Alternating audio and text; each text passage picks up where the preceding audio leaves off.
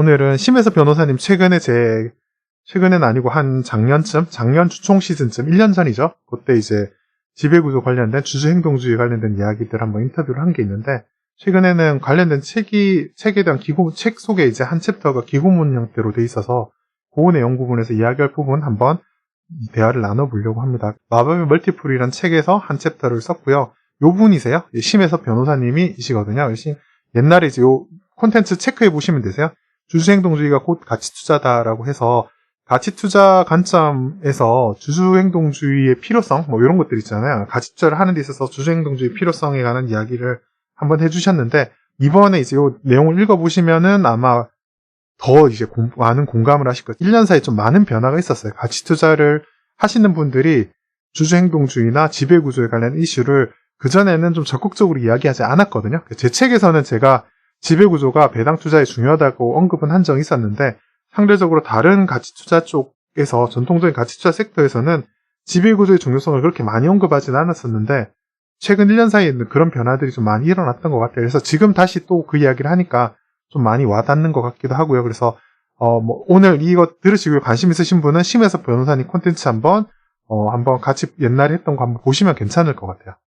지금 보시면은 챕터 하나에 보면 이렇게 제목을 소 챕터에서 장초의 나라에 오신 것을 환영합니다 라고 이렇게 돼 있는데, 이 장초의 나라라는 말은 가치투자를 좀 하신 분들은 아시겠지만 워렌 버핏의 코멘트랑 강했어요. 워렌 버핏이랑 관련이 있는 코멘트거든요. 워렌 버핏이 지금의 투자가 아니라 초창기 때 투자를 꽁초 투자라고 했어요. 그래서 전통적인 이제 가치 투자를 꽁초 투자라는 표현을 쓴 게 뭐냐면, 긴 기간을 가지고 성장하는 회사가 아니라 저평가된 밸류에이션이 정상화되는 과정에서 수익을 한번 바짝 뽑을 수 있는, 그래서 꽁초에서 담배 한 모금 빠는 이제 그런 컨셉의 투자 아이디어를 꽁초 투자라고 했는데, 심혜섭 변호사는 이제 그걸 좀 더 한 번 더 비틀어서 우리나라는 꽁초가 아니라 장초다. 긴 담배 안 피시는 분도 계시겠지만 이해는 되시죠? 그래서 우리나라는 가치 투자의 대상이 될 수 있는 저평가된 주식들이 널리고 널린 나라다라는 코멘트를 해주신 거예요. 그래서 이제 장초의 날에 오신 것을 환영합니다라고 이야기를 해주셨어요. 그래서 되게 인상 깊었던 문구였던 것 같아요. 이 심혜섭 변호사의 기고문 한 챕터를 통칭해서 한마디로 이야기하자면 요 코멘트인 것 같아요. 장초의 나라다. 대한민국은 장초의 나라다.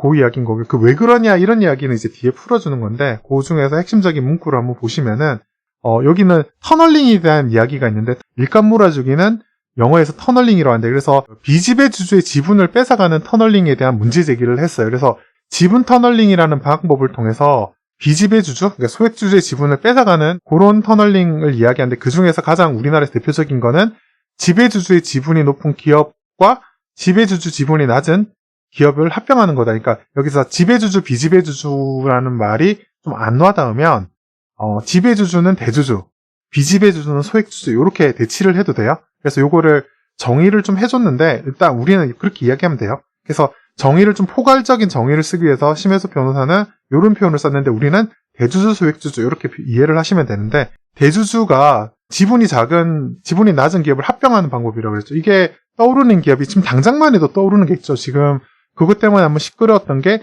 아트라스 BX.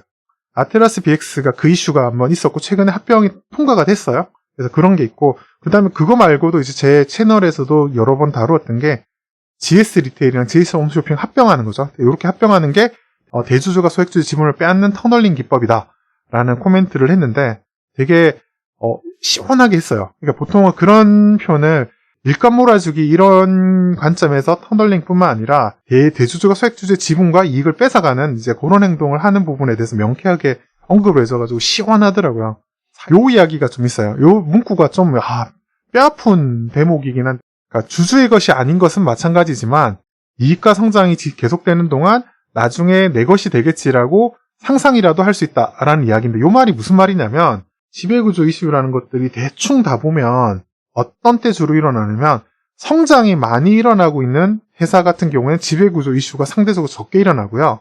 성장이 좀 적은 회사, 축적된 자본은 많은데 이익잉여금이나 그런 것들은 많은데, 이제 회사가 성장을 하고 있지는 않은, 크게 성장하고 있지 않은 그런 기업들 같은 경우에는 대주주가 소액주주의 이익을 그러니까 갈취, 터널링, 이런 표현을 쓰는데, 그걸 하는 것들이 문제가 제기되어서 밸류에이션이 그렇게 저평가되기 마련인데, 그러니까 성장을 하지 않는 일부 우리가 이야기하는 가치주 영역에서는 밸류에이션이 이렇게 저평가되고 있어서 그러고 하고 주가도 되게 방치되고 있고 그런 모습이 나타나는데 성장주에서는 상대적으로 덜 나타나거든요. 그래서 보통은 재밌는 현상이 뭐냐면 성장주 투자하시는 분들 같은 경우는 지배구조 이슈에 대한 이야기나 아니면 뭐 배당의 중요성이나 이런 거에 대해서 굉장히 무시하는 듯한 주주 환원이죠. 배당 같은 경우도 그러니까 주주 환원이나 뭐 그런 것들에 대해서 경시 여기고 성장이 최고다라고 이야기를 하거든요. 그래서 보통은 이 지배구조 이슈라고 하는 것들이 가치 투자를 하는 사람들의 고민거리인 거죠. 그러니까 우리나라 시장에서 밸류에이션을 받는 입장에서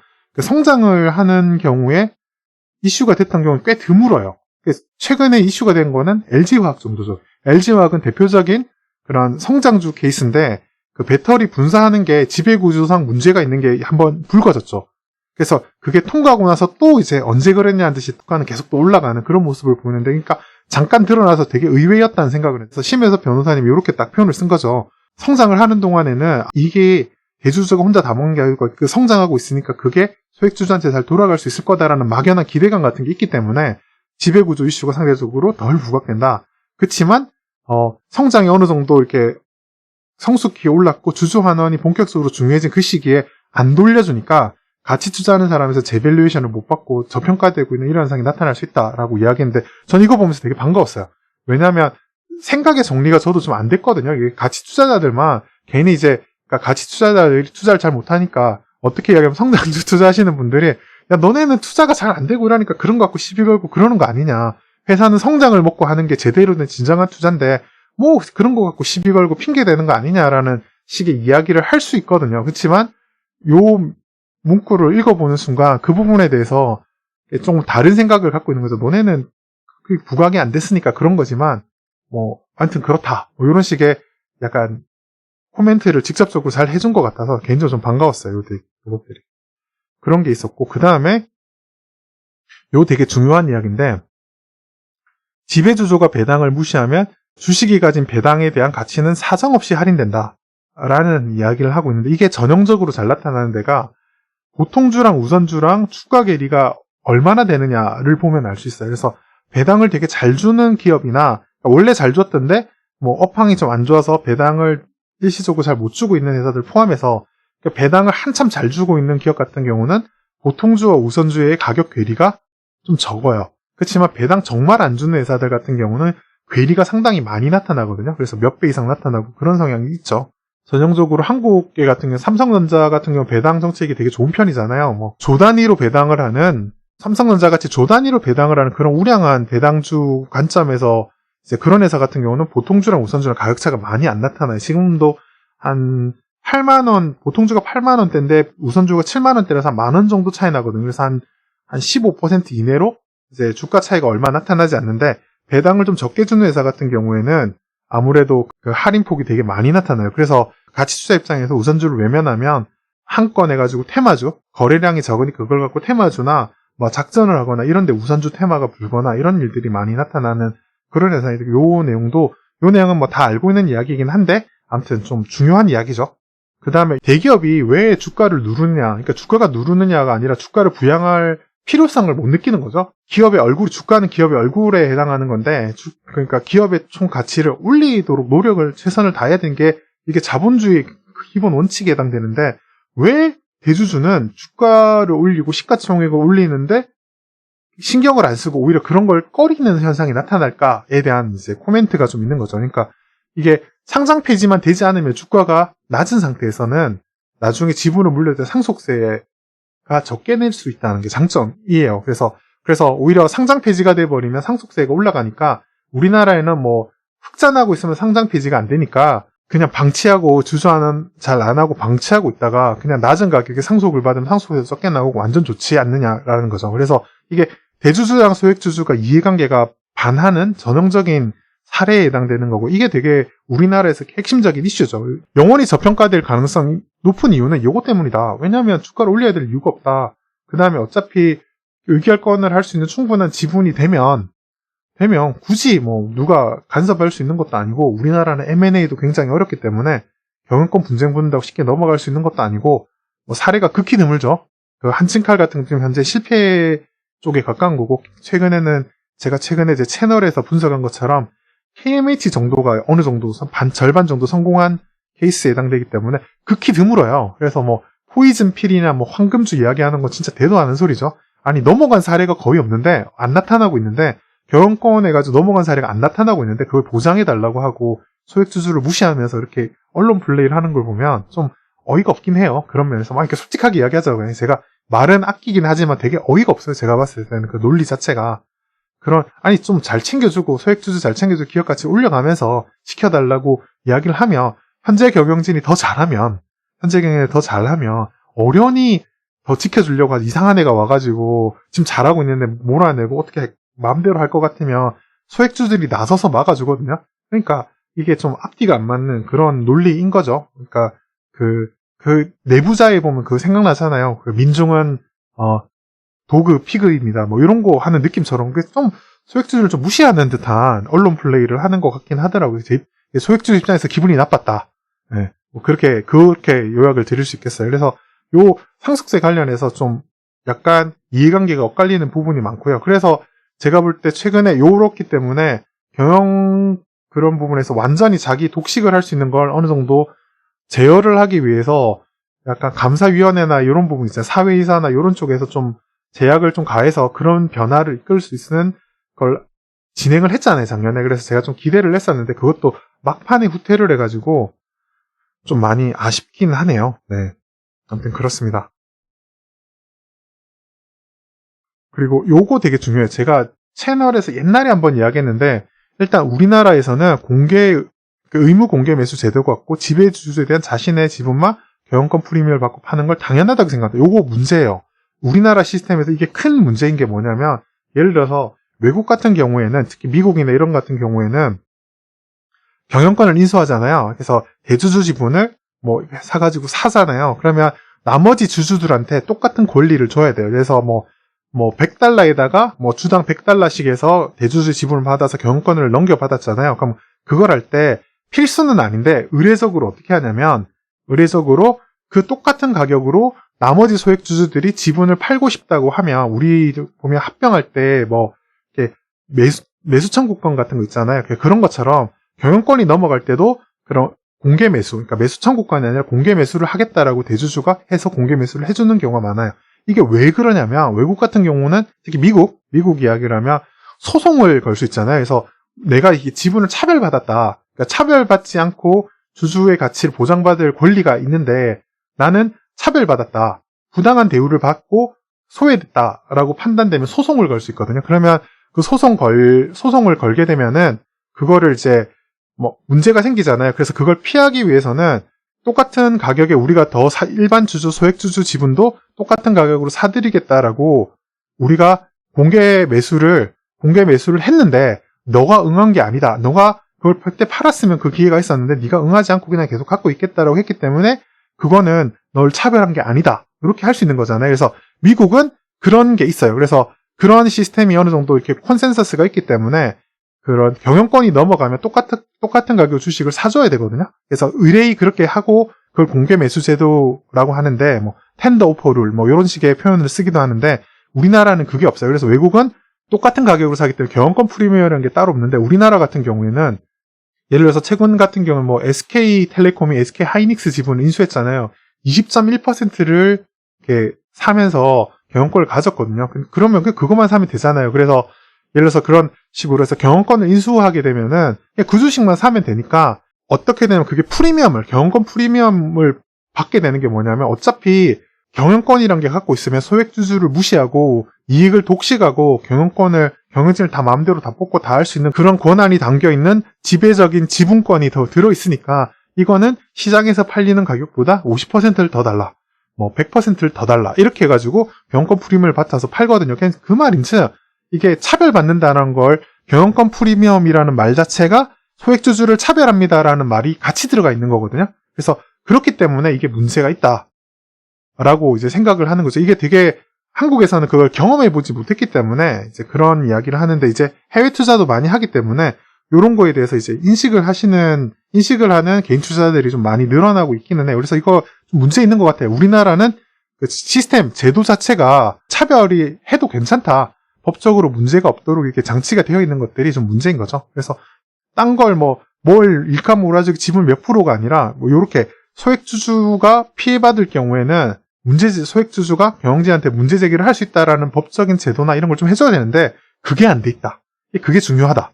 근데 그런 걸 이렇게 이제 사람들의 인식률이 많이 오판하고 사람들이 개인 투자자들이 주식 투자를 더 많이 하게 되면 이런 부분들의 문제가 제기가 되는 거죠. 그래서 전에 항상 정치권에서 이슈가 되는 게 경제민주화 이야기를 하잖아요. 그래서 경제민주화라는 그 말 속에 사실 이런 걸 좀 손을 봐야 되는 거죠. 그래서 이런 걸 좀 손이 봐야 되는 거는데 좀 잘 공감대는 아직 잘 형성 안 되고 있고 법조인이나 지금도 이 저자도 변호사잖아요. 그래서 법조인이나 이런 사람들에서 이런 문제점들에 대한 제기가 좀 많이 되고 있는 상황입니다. 그래서 저도 이런 기회에 그래도 이제 저는 시선으로 오시는 분들이랑 소통하는 입장에서 요런 게 있다는 거 좀 전해드리는 것도 의미가 있는 것 같아서 요런 것들이 개선되면 그래도 나도 이런 인식을 바꾸고 개선하는데 한 숟가락 얹었다 이렇게 말할 수 있을 정도의 자부심은 얻을 수 있지 않을까라는 생각을 해보기도 합니다. 아무튼 아까 그 이야기 연장선상으로 요 문구가 정말 중요한데 주주라는 개인이랑 그다음에 법인인 개인 있잖아요. 이게 다르기 때문에 주주가 마음대로 법인의 자산을 처분할 수 없다는 대법원의 논리가 있어요. 이게 무슨 말이냐면 상법이나 세법 이런 걸 보면 알지만 법인도 사람과 동등한 자격을 주잖아요. 그래서 세금도 내고 뭐도 하고 하는 거잖아요. 투표권은 없죠, 법인은. 재밌는 건 뭐냐면 그걸 동등하게 쳐주는데 법원에서 해석하기로 법인에는 주주들이 모여서 회사를 만든 거잖아요. 그래서 주주들의 모임인 건데 그 주주들의 모임의 합의 법인이라는 걸 인정하지 않고 주주라는 개인과 법인은 완전 별개다. 그래서 만일 주주가 기업이라는 법인의 자산을 처분하겠다라고 마음먹으면 이거는 상법상의 인권 침해인 것 같다라는 식으로 해석을 하는 거예요. 그래서 이게 문제가 된다인 거고요. 이뿐만 아니라 전에 한번 이야기를 한 적이 있는데 법인에는 이사가 있잖아요. 법인에서 있는 이사가 주주의 이익을 대변하기 위해서 뽑은 거잖아요. 그러니까 대통령과 국회의원은 국민이 대표로 뽑았고 국민의 이익을 대변하는 의무가 있잖아요. 그래서 그 의무가 반하면 어떻게든 벌을 물어야 된다라는 게 이게 콘센서스잖아요. 그러니까 공감대를 다 형성하는 건데 회사법에서는 어떻게 되냐면 이게 법인과 개인은 별개이기 때문에 주주가 뽑은 이사는 법인에 소속돼 있기 때문에 그 법인 즉 회사의 이익을 위해서 일할 필요는 있지만 그 자기들을 뽑아준 주주의 이익을 보장해줄 필요는 없다. 이런 식으로 그 법원이 해석이 돼 있는 거예요. 이 뭔 개소리야! 말이 되는 소리를 해! 그 말이 이제 다 한마디 뒤집으면 회사의 경영진은 대주주의 이익을 잘 알아서 대변할 거 아니야. 왜냐면 그게 대주주가 뽑으니까 소액주주의 이익은 대변해주지 않아도 문제없다라는 식으로 해석이 될 수가 있으니까 이게 우리나라 자본주의가 굉장히 이상하죠. 그러니까 우리는 정치적인 부분에서는 좀 많이 선진화되어 있다라고 가정했을 때 봤을 때 이 우리나라 이 자본주의 시스템이 좀 많이 이상하죠. 심혜섭 변호사한테 이 설명 처음 듣고 나서 되게 황당했거든요. 근데 상법을 좀 많이 정통하신 분들은 이 문제를 다 알고 계시더라고요. 그래서 이런 문제가 있다. 요거 해결해야 된다. 라고 이제 변호사로서 설명을 또 한 거죠. 그래서 여기 있죠. 그래서 요 이야기가 나온 거죠. 지주회사 디스카운트에 관한 이야기가 또 있는데 지주회사는 대주주한테는 되게 소중한 이유가 뭐냐면 그 지주회사를 갖고 있으면 관련된 자회사에 대한 경영권을 통째로 다 접수할 수 있기 때문에 경영권이라는 게 지배주주 입장에선 굉장히 중요해요. 그렇기 때문에 지주회사라고 하는 거는 대주주의 사적인 이익을 위해서 움직일 수 있는 확률이 높아요. 그러니까 소액주주들끼리 이제 주식을 사고 파는 게 시장가잖아요. 시장가 입장은 할인이 될 수밖에 없다라는 이야기를 하는 거죠. 그래서 제가 얼마 전에도 그 이야기를 했었잖아요. 지주회사 관련해서 더블 카운팅 이슈가 어쩌고저쩌고 했던 이야기가 꼭 그렇게 생각할 필요는 없다라고 제가 한번 설명드린 콘텐츠가 있거든요. 그거 한번 보시면 되는데 그 지주회사라고 하는 게 대주주의 이익만을 위해서 좀 더 움직이는 성향이 있기 때문에 그래서 좀 더 할인받을 수밖에 없다. 우리나라의 지배구조 이슈가 지주회사에서 아주 전형적으로 나타난다. 이런 현상은 정말 우리는 쉽게 접할 수 있어요. 이름을 굳이 여기서 무슨 그룹이라고 이름을 대지 않았을 뿐 누구나 이제 쉽게 이거는 납득이 될 만한 그런 우리나라의 만연한 이슈이기 때문에 그런 우리나라의 지배구조 이슈가 지주회사에서 응축되어 있기 때문에 더 저평가될 수밖에 없다. 이건 더블 카운팅 이슈랑은 상관없는 이야기다라고 설명을 했는데 제 생각이랑 완전히 일치해요. 그래서 제가 최근에 올린 콘텐츠를 내용을 참고하시면 제 생각과 일치한다는 걸 금방 아실 수 있습니다. 그래서 지주회사의 역할이라는 게 기본적으로 이거는 워렌 버핏이 했던 이야기예요. 그래서 지주회사에 관련된 것과 워렌 버핏 이야기에 대한 거라고 이제 콘텐츠가 있거든요. 그래서 그 콘텐츠를 보시면 되는데 기본적으로 지주회사는 자회사들이 유기적으로 잘 활동하도록 회사 일을 잘할 수 있도록 관리 감독하는 역할을 하는 거나 거기서 배당금이 올라오거나 이런 거에서 작은 현금 흐름이 생기는 경우에 그 현금 흐름을 자본을 잘 배치해가지고 특히 버크셔 해서웨이가 잘하는 거죠. 그 자본 배치를 해가지고 성장 동력을 삼거나 또 다른 기업을 인수하거나 뭐 이런 거를 해 나가면서 회사가 성장하거나 자본 효율성을 더 높이도록 하는 게 지주회사 역할인데 우리나라는 그 역할을 제대로 수행하진 않고 대주주의 대리인 역할을 하는 기업 역할을 하니까 그래서 소액주주 입장에서는 그 회사에 대해서 좋은 가치를 쳐줄 수가 없죠. 왜냐하면 자기 역할을 못하고 그 기업의 가치를 제대로 올리는 것보다 대주주의 그런 약간 법인으로서 대주주의 들러리를 서는 그런 역할을 하고 있기 때문에 문제가 된다라는 식의 이야기를 했는데 되게 저는 시원했어요. 이야기를 보면. 제가 그런 고민들을 좀 갖고 있었는데 그런 걸 명시적으로 법적 상법상의 근거나 이런 것들을 들어가면서 쭉 설명을 해주시더라고요. 그래서 되게 반가웠습니다. 그래서 일부 회사, 그러니까 마크 트웨인이 이야기했잖아요. 정치인은 썩었다라고 했는데 막 반발을 하잖아요. 그랬더니 정정기사로 마크 트웨인이 일부 정치인은 썩었다라고 이야기하니까 다들 조용하더라고요. 그런 것처럼 이런 거는 일부 회사의 문제다라고 이제 제가 정의를 하고 넘어가도록 하겠습니다.